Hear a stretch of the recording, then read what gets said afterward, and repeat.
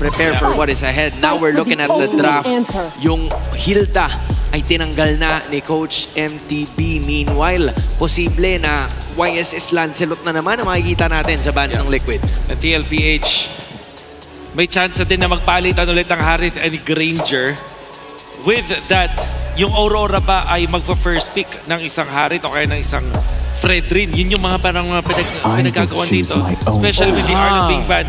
So, Aurora, Harith o Fredrin? Open ang Isan Shin. May YSS din. YSS. YSS. Pero mapupunta ang Fredrin at Harith. Yun nga eh.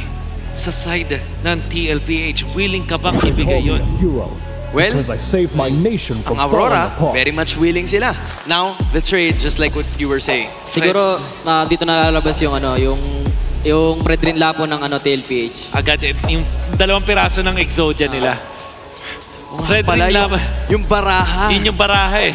Fredrin Lapo or Fredrin Harith? What is the answer para sa TLPH? Pwede rin namang Harith Lapo. Diba? Fredrin? Gatot. Inibal. Wala si Hilde. So, shinif nila. Baka pwedeng mag-deny naman dito ang Aurora kasi that's been the, yung Exodia eh. Kailangan at least hindi nila makompleto yun. Like, kaya ba nga kunin yung Lapo-Lapo dito ng Aurora? Lapo Granger sila. Tingin ko kailangan nila pumili ng pangharap. Okay. Pangharap na sinabi mo. Pangharap ang ibibigay sa kanila. That's the high-loss. Kung usapang harapan, nandyan na. Fredrin ang nakikita natin sa TLPH. Pero may nakikita si Trimar dito. Posible ba ang Spider-Man na galawan? Uy! Dito mula kay Carl TC. Posible ba natin makita ang namimiss na nating Fanny ni Carl TC? Open ang Fanny magandang Fanny dito. Kasi high-loss Granger lang eh. Doable ba, Fanny? Tingin mo? Maganda yung Fanny. Gusto mo bang makita ang Fanny? Maganda yung Fanny, pero gusto mo. Gusto, hindi lang gusto. Ang tanong ay kung gusto din ba ni Coach RC yan. Kasi sa ngayon, this is a dire situation. Instead, babalik tayo dun sa Hayabusa. Still, bagong jungler pa rin naman yan na gagamitin natin sa sering ito. Hayabusa, alam naman natin na ginagamit. Ito yung third option. Kapag walang Lance at wala na ring Yisun Chain, ang ikatlong pinipili ng mga junglers natin is going to be the Hayabusa. At in this scenario, with the Hayabusa and the Gatot-Kacha, nasa-secure na TLPH na meron pa rin silang contention sa first turtle. Ang tanong, ano ang kanilang ipapares dito? With now Aurora, pwede na nilang iban yung Zushin. Ano sa Zushin versus Hylo? Sino ba ang doon? Sino ba ang mas natutuwa doon? Pareho lang sila kasi yung Hylos nakakapang rundown yan eh. Pero tingin ko sa banning nila dito, magkakaubusan ng XP laner dito. Okay. So, CC, ang mga naisip natin kapag may Hylos. Another option is siyempre Lapo-Lapo. Among the planes exists the equilibrium. Sila mismo yung nag-ban. Baka ayaw mang Aurora na sila yung maubusan. Kasi pag nag-ban pa dito ng XP, ang TLPH, just nag-4th pick sila ng XP, baka sila naman yung maubusan. Kumbaga, pagandaan na lang sila ng XP laner dito. Honestly, good swerve. Galing dito sa Aurora, they don't wanna follow the same pattern nitong Liquid kasi yung ideya ay maubusan ng hero itong si Sanford. The Lapu-Lapu quite still available pero yung Hilda, yung Yuzong, yung Arlot at yung Phoveus, 4 na XP laners resulting to what you guys were saying na ubusan talaga ng hero. So it's a better composition. Ganyan din ang isasagot ng TLPH. Tatanggalin naman nila yung Novaria nitong si Yue. Will Aurora ban the Zushin? Kasi kung sakaling Farsa yung maban ng Aurora or at least yung Kimi, yung TLPH can just pick that up at mapupunta sa kanila in combination with the Gatot. Parang napakalakas na mid lane nun. Ang lakas din mag-turtle kung sakali. Could be a potential dito sa TLPH. And by the way, Aurora, kaya binaban din dito yung Eve. Kasi laking strength din nun sa first turtle as we saw in game number 1. Okay, Narit, it's the last ban na posibleng makita natin mula sa Aurora ngayon. It's, again, the double marksman setup pero ang lalim nung kuha nila ngayon. Even the Lunox was taken out. Now TLPH, meron silang option dito. Meron silang choice to go for a better XP laner. If we're talking about better XP laners, what are the names you have in mind? CC, yung nandun. I think pwedeng mag-last pick ng XP lane yung Liquid dito para makapag-counter sila. This land is a Ay, homeland, hindi na. and it will soon be your burial Parehas ground. kasi silang naglalapo eh. Esmeralda ang binibait ng TLPH na piliin ngayon ng Rora. Parang ganun eh, merong Harit, merong isang lapu-lapu. Pinapuwersa dito ang Rora na Siguro, mag-SP kayo. ang counter kasi ng sa Lapu-Lapu is Esme. Siguro inisip nila hindi na magandang composition Oo po. ng Esme dito. Papapangitin nila yung lineup ng Rora. So yung Aurora hindi mag-ESME dito. Possible, pero pwede rin sila mag-Esme. Okay. CC sa pang-option, Alice is a good option as well. Ayun ang Alice na pinili ng Aurora. They will cap it up with the Selena.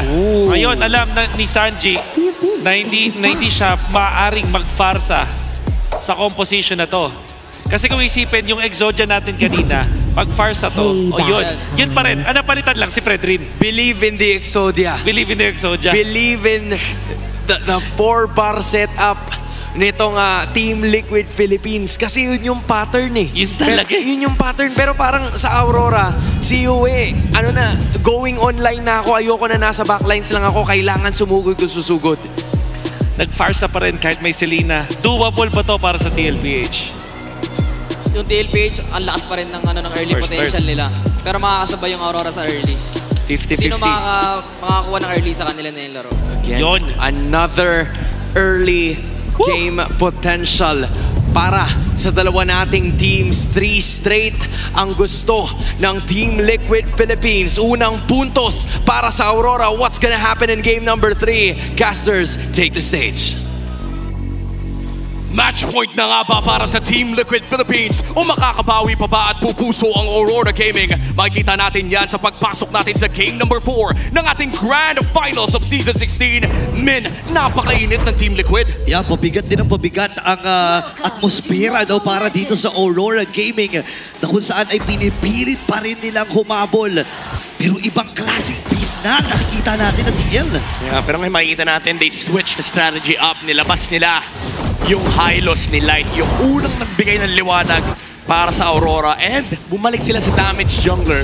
So I think yung plano dito ng Aurora is, okay, talo tayo sa early game, lalo kapag hahawakan nila yung utility jungler, pues labanan natin sa typical Aurora gameplay na ito yung nakikita natin in week 2 hanggang week 5 na parang napapagana pa rin ni Demon Kite kasi sa greedy playstyle nila, laki sila nakakaharap ng trade, and I think yun yung ipanlalaban nila sa Stampede ng TLPH. And it's a very sound decision na after nilang matalo ng dalawang tank jungle games, might as well bumalik tayo sa kung anong gumagana during the regular season.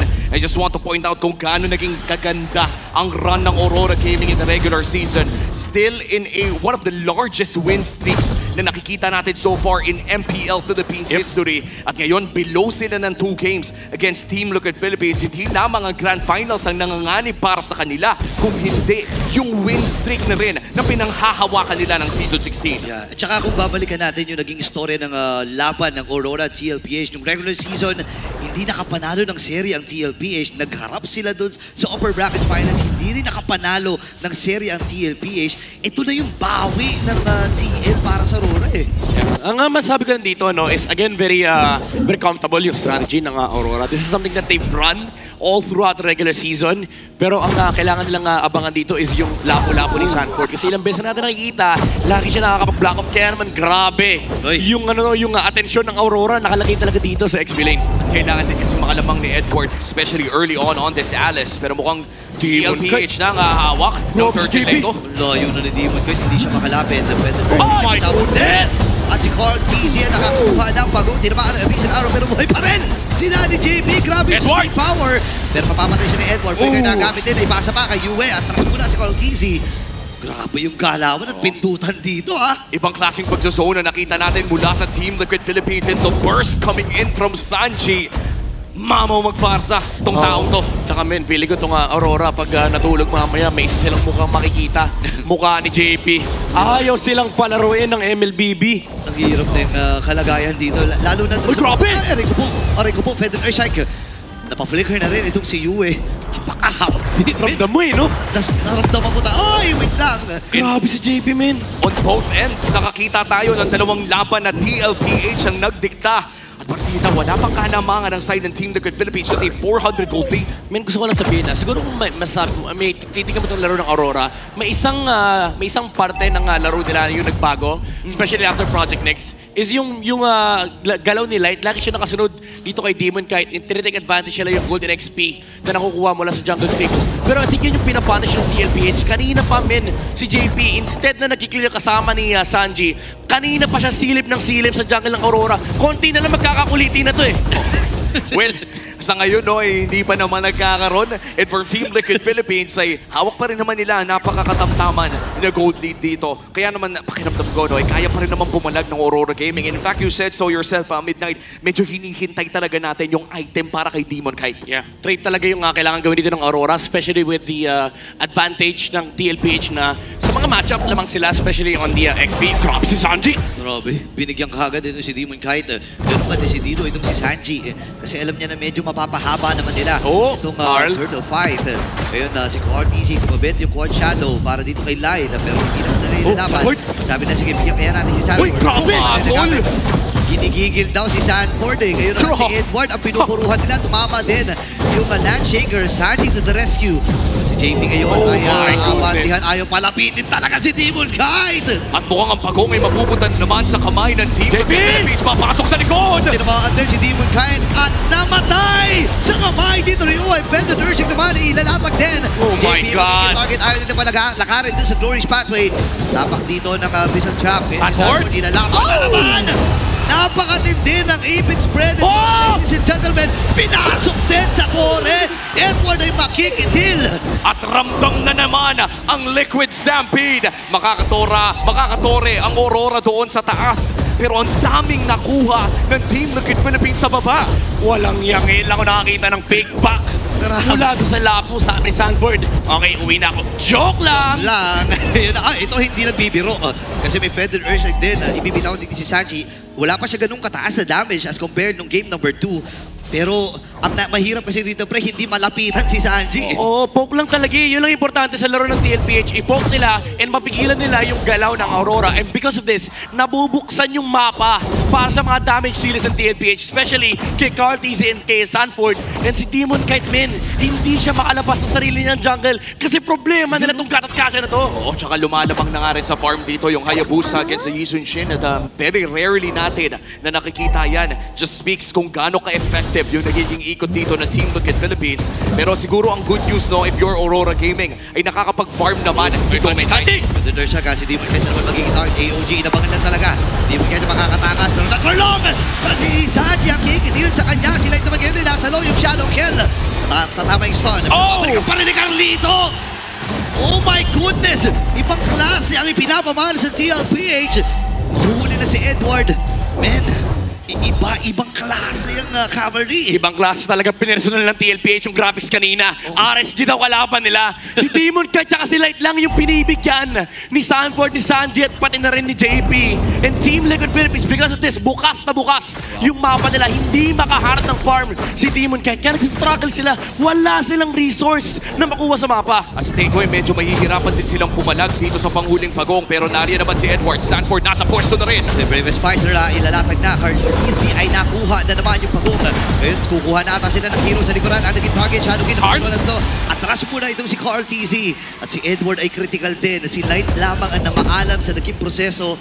Maganda pa rin ang kalagayan ng TLPH dito. All 3 turtles secured para sa Team Liquid Philippines. At ramdam mo pa rin yung kikil mula sa Team Liquid. The traces malayo para dito kay Demon Kite. Pero mukhang papasukin pa rin sila. Oh my goodness. Napakatapang ng mga miyembro ng TLPH. Lalo na itong si Daddy JP, men. Yung listahan ng kasalanan niya, sobrang haba na eh. Napakahaba niyan. Imagine mo, 3 game. Kasalanan ni JP. And ang malala dito, men, mukhang kung ikaw yung coach, parang sinasabihin mo, uy, kalma lang, baka mapunish kayo. Pero ang ginagawa ng TLPH, kapag na-force na yung mga spell, okay na sa kanila. Okay lang na, okay, nakatakbo, nakadash, kasi nawawala yung mga skill. And for Aurora, nakaka-pattern yun kasi lahat ng galaw nila, telegraph, ng TLPH. At higit sa lahat, hindi makapag-farm yung mga taong kailangan mag-farm for Aurora Gaming. And things are looking dark para dito sa Aurora. Lumulobo lamang ang gold team ng Team Liquid. Si Demon Kite ay nahanap na naman nila. Sanji sa kanyang nasa harapan pero mukhang papalag sila. Purify ay nagamit wings by wings lang para maka-atakas. Itong si Sanji, JP ay naghahanap Carl! din. RTZ ay papasok, Shadow Gear na nagamit niya. Traces ay nabitawan na, nandun din yung AOG. Ngayon ay revitalize, ay may kukomit na rin dito ni Light. Si RTZ Oh my nakikipag-juggle doon, ang sakit ng Predator Strike. Si Doming ay kailangan ng lumayo, grabe yung stampede pre. May dalawang objective, kumapit yung Shadow! Oh my goodness! Mamamatay si Demon Kite, ineksata nila itong si Light. At natamaan na nga talaga ng lintik. Oheb will secure that one. Oh wow! Nakatore, nakadalawang kills na agawan ng orange buff. Ilista mo na rin yung purple buff dahil mukhang pupuntahan na rin ang Team Liquid Philippines. Mula 4,000 patungong 6, 8 segundo para sa Lord. Kontrolado ng Team Liquid Philippines. Grabe yung palaban talaga si Sanji. Edward! Pasok din. Throne of Ruins sa tama yung Bisan Arrow. Pero kasi pre, ready yan si JP. Ready siya sa mga listahan ng kasalanan niya. Isipin mo, sinalo niya lahat yun ha. And when we talk about JP, undefeated in all of his grand finals appearances. Isa yan sa mga stat line na sobrang hirap tapatan kapag pinag-usapan si JP. Kaya naman kasi undefeated. Tignan mo naman yung ginagawa ni JP, men. Kontroladong MLBB, hindi lang sa kakampi niya, pati yung kalaban niya, kinokontrol niya. Kada dash na makikita niya mula kay Doming Kite at kay Demon Kite, men, may nakalatag kagad na AOG. Grabe na sobrang nakaka-amaze. 4 na MPL appearance. May 2 MDL na grand finals din na hindi sila natalo doon. Talagang kompleto ang stat yung magpalaro! Si Edward, ayaw talaga palaroin. Mamay Bisan Arrow, AOG. Mula kay JP, Lord.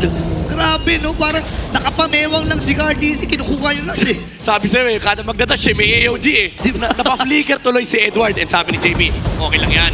Yung ulti ko, mga 40 seconds lang. Yung flicker mo, 2 minutes. And Sanji again wants to with a feathered airstrike. Si Knight ata ay papagsak! Oh! Sapat pala yung dami Oheb! ng TLPH. Sumabog na rin si Oheb. Nagamit yung kanyang Purify. Atras mo na sila dito. Oh no, Edward! Wala tinamaan si Edward! Wow! Two-man stun mula kay Sanford. Wala na sila mga majors dito. Atrasan muna. Oh, grabe! Ayaw mo eh! Big lang! Hindi ako atras. Ang baba ng kanyang buhay. Ay! Pero masyado atang napalalim. And TLPH ngayon, kukunin na lang yung mga objectives na nasa paligid nila. Medyo nag-overheat si Oheb doon pero tuloy pa rin ang pagpupush para dito sa Team Liquid Philippines. It is going to be a 5v4 push. Arrow! Nandiyan pa naman yung Lord. Arrow na tumama dito kay JP pero mukhang makakadepensa naman. Feathered airstrike ay nagamit na rin.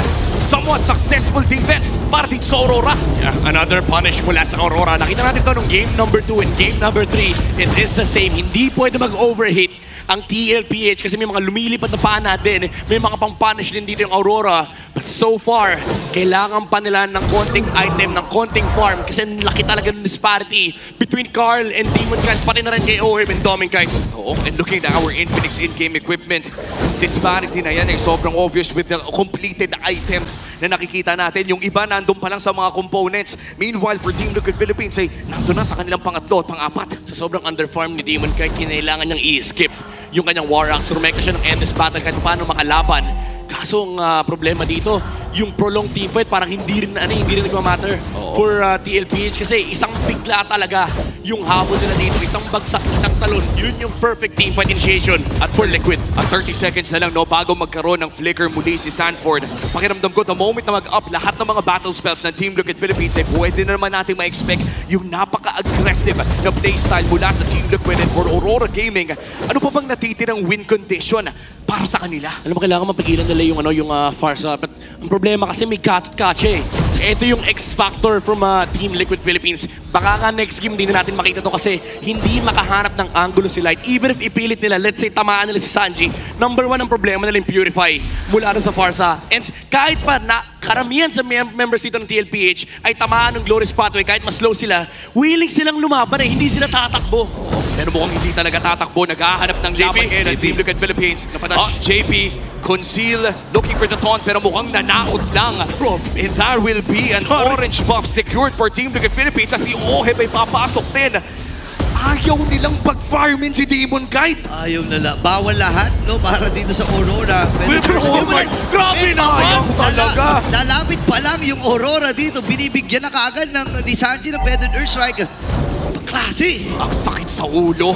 Napakadaming kasalanan ng taong ito. Infinix GT30 Pro ang kanyang gamit. Experience victory for every madlang gamer. This man is undefeated sa lahat ng kanyang mga Grand Finals appearances. At GT30 ang gamit niya. Pwede natin gayahin yung GT30. Yung undefeated sa Grand Finals, medyo mahirap sabayan yun. That's the Lord secured para sa Team Liquid Philippines. Pero alam mo, pag rumor ka, masarap din kopyahin yung ginagawa ni JP. Imagine mo, nag-green lang si Demon Kite, men. Nakatitig pa si JP, parang, sige, makukuha ko yan. Purpose killan pa niya. O sige, sa'yo na. Diba? At saka, nang nangyayari pa ka, nilalapitan niya eh. So yung napupunta pa yung attention sa kanya ng mga greens. Ang hirap ng kalagayan ng Aurora dito. Pero hindi pa rin naman imposible. Kailangan lang nila ilaban under the turret. Kailangan lang nilang gamitin yung mga resources na meron sila. O kahit papaano naman, no, meron silang frontline, pwedeng dumepensa. Yeah. In fact, hindi pa naman ito yung Evolved Lord. At for Aurora Gaming with a perfect run after that first loss in the regular season, ngayon ay humaharap na sa TLPH na naghahanap ng kanilang match points sa Grand Finals. Itutuloy nila ang kanilang pag-push dito sa itaas. Nagabang sila. Si Edward, hinamaan yung tatlo ng Throne of Ruin. Atas mo na si Cortezy. Ngayon naman, ilalapag yung Jammer Force. Masakit na rin yung damage dito ni Uveb. Si Edward may even. Trigger na force na rin. Nilapag yung Glorious Pathway. Nabubuhay ang pagdepensa dito ng Aurora. Pero meron pang puproblemahin sa may bottom. Doon ata magiging target ng TL. Round number 2 to ha. Naghahanap na nga ng round 2. AOG makakatrade sa Spalayo pero naipit ang isa at isa ang babagsak. Yun na, inalapag din yung Jammer Force at papabagsakin na rin. Tinamaan mula doon sa stun kay Sanford. At ready na sila para sumigaw. At match point na ang TLPH. Isa na lang ang hinahanap ng Team Liquid Philippines.